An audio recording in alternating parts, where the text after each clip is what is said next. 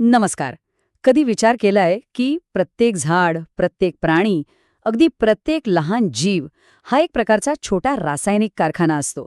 आज आपण याच कारखान्यात तयार होणाऱ्या काही खास उत्पादनांबद्दल जाणून घेणार आहोत. चला तर मग सुरू करूया. आता एक गंमतशीर प्रश्न. मिरची, आपली सकाळची कॉफी आणि पेनिसिलिन या तिघांमध्ये काय कॉमन असेल बरं? वाटते ना विचित्र, पण ह्याचं उत्तर दडलंय सजीवांनी तयार केलेल्या काही खास, अगदी गुप्त रासायनिक संयोगांमध्ये. चला पाहूया हे रहस्य काय आहे ते. तर या सगळ्या जादूमागचा जो मेन हिरो आहे तो म्हणजे मेटाबोलाइट्स. हे काय आहेत? सोप्या भाषेत हे ते छोटे रेणू आहेत जे आपल्या पेशींच्या आतला कारखाना व्यवस्थित चालवतात. म्हणजे बघा, मेटाबोलाइट्स हे चयापचय क्रियेतून तयार होणारे छोटे घटक आहेत. पण त्यांचं काम फक्त ऊर्जा देण्यापुरतं नाही. ते इंधनासारखं काम करतात, शरीराची रचना तयार करतात, एकमेकांना सिग्नल पाठवतात आणि सगळ्यात महत्त्वाचं म्हणजे संरक्षण पण करतात. वनस्पती, सूक्ष्मजंतू किंवा अगदी आपल्यात सुद्धा. खरं तर हे जीवनाचे छोटे पण महत्त्वाचे कार्यकर्ते आहेत. बरं, या मेटाबोलाइट्सच्या जगात पण दोन प्रकार आहेत. त्यातले पहिले आहेत मुख्य खेळाडू म्हणजे ए लिस्टर्स. त्यांना आपण म्हणतो प्रायमरी मेटाबोलाइट्स. नावाप्रमाणेच हे कोणत्याही सजीवाला जगण्यासाठी, वाढण्यासाठी अगदी अत्यावश्यक असतात. म्हणजे हे इतके महत्त्वाचे आहेत की त्यांच्याशिवाय जीवन शक्यच नाही.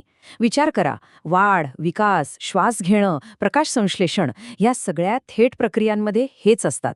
जर हे नसतील तर त्या सजीवाचा मृत्यू निश्चित आहे. इतके हे मूलभूत आहेत. आणि याची उदाहरणं तर आपल्या सगळ्यांनाच माहिती आहेत. कर्बोदके म्हणजे कार्बोहायड्रेट्स, प्रथिने म्हणजे प्रोटीन्स, मेद म्हणजे लिपिड्स आणि न्यूक्लिक ॲसिड. हे सगळे आपण शाळेत शिकलोय ना, जीवनाचे बिल्डिंग ब्लॉक्स हेच आहेत ते प्रायमरी मेटाबोलाइट्स. ठीक आहे, हे तर झालं प्रायमरीबद्दल. पण आता कथेमध्ये ट्विस्ट आहे. आता आपण त्या रहस्यमयी रसायनांकडे वळूया, ज्यांना म्हणतात सेकंडरी मेटाबोलाइट्स. आता गंमत बघा, शास्त्रज्ञसुद्धा अनेक वर्ष गोंधळात होते की जर हे जगण्यासाठी थेट आवश्यक नाहीत, तर मग निसर्ग यांना तयार करतोच कशाला? यांचं नक्की काम काय? यांची व्याख्याच सांगते की हे ते सेंद्रिय संयोग आहेत जे सजीवांच्या सामान्य वाढीसाठी किंवा पुनरुत्पादनासाठी थेट गरजेचे नाहीत. म्हणजे जर हे नसतील तर तो जीव लगेच मरणार नाही. पण हो, लांबच्या काळात त्याच्या जगण्यावर किंवा वंश वाढवण्याच्या क्षमतेवर नक्कीच परिणाम होऊ शकतो. म्हणजे हे प्रायमरीपेक्षा खूपच वेगळे आहेत. आणि यामुळेच सुरुवातीला शास्त्रज्ञांनी काय विचार केला असेल?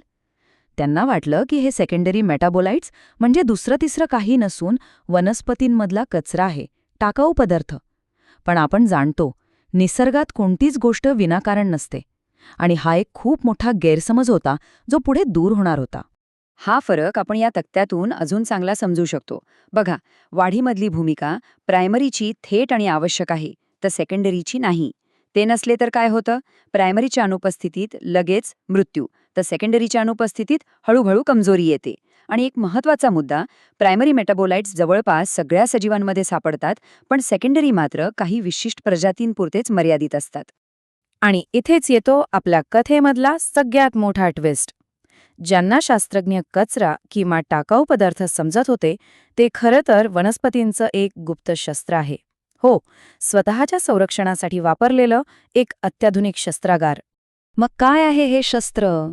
तर बघा, हीच संयुग वनस्पतींना गवत खाणाऱ्या प्राण्यांपासून वाचवतात, सूक्ष्मजंतूंपासून त्यांचं संरक्षण करतात. इतकंच नाही तर परागकणासाठी आवश्यक असलेल्या कीटक आणि पक्ष्यांना आपल्याकडे आकर्षितही करतात. म्हणजे एकाच वेळी डिफेन्स आणि मार्केटिंग दोन्हीचं काम करतात. हे एक प्रकारचं संरक्षण कवचच आहे. आणि याचा पुरावा काय? तर ज्या वनस्पतींमध्ये हे सेकंडरी मेटाबोलाइट्स जास्त प्रमाणात असतात, त्या वनस्पती जास्त कणखर, जास्त प्रतिरोधक असतात, त्या कोणत्याही हल्ल्याचा सामना करायला जास्त सक्षम असतात. यावरूनच सिद्ध होतं की त्यांची संरक्षणात्मक भूमिका किती जास्त महत्त्वाची आहे. बरं, हे तर झालं वनस्पतींबद्दल. पण या सगळ्याचा आपल्याशी काय संबंध?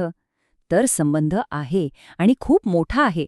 वनस्पतींचं हे गुप्त शस्त्र आपल्यासाठी म्हणजे मानवांसाठी एक अनपेक्षित औषधालय ठरलं आहे. निसर्गाने दिलेली एक अनमोल देणगी. वैज्ञानिक या हजारो संयुगांना त्यांच्या रासायनिक रचनेनुसार सोप्या 3 गटांमध्ये विभागतात.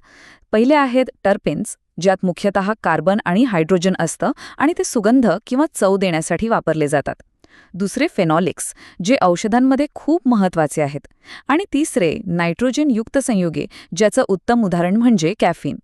आपण रोजच्या आयुष्यात याचा कसा वापर करतो तर बघा, अँटीबायोटिक्स, स्टेरॉइड्ससारखी औषधं, पदार्थांना येणारा स्वाद, अल्कलॉइड्स म्हणजे आपली कॉफी, चहा, इतकंच काय, काही जीवनसत्वसुद्धा. ही सगळी सेकंडरी मेटाबोलाइट्सचीच देणगी आहे. ती आपल्या आयुष्याचा एक अविभाज्य भाग बनली आहेत. आणि म्हणूनच संशोधक म्हणतात की उपचारात्मक कार्यक्षमता आणि औषधीय क्रिया मुख्यत्वे सेकंडरी मेटाबोलाइट्सच्या कृतीमुळे होतात. विचार करा, यांचं औषधी आणि आर्थिक महत्त्व किती प्रचंड आहे. वनस्पतींच्या या दुय्यम वाटणाऱ्या उत्पादनांशिवाय आजच्या मेडिकल सायन्सची आपण कल्पनाही करू शकत नाही. हे सगळं आपल्याला एका शेवटच्या आणि महत्त्वाच्या प्रश्नाकडे घेऊन येतं. जर ही निसर्गाची दुय्यम निर्मिती इतकी महत्त्वाची ठरू शकते, तर अशा अजून कितीतरी गोष्टी असतील ज्यांच्याकडे आपण आज टाकाऊ म्हणून पाहत असू. निसर्गाच्या पोटात अजून किती रहस्य आणि किती मोठे शोध दडलेले असतील, यावर विचार करायलाच हवा.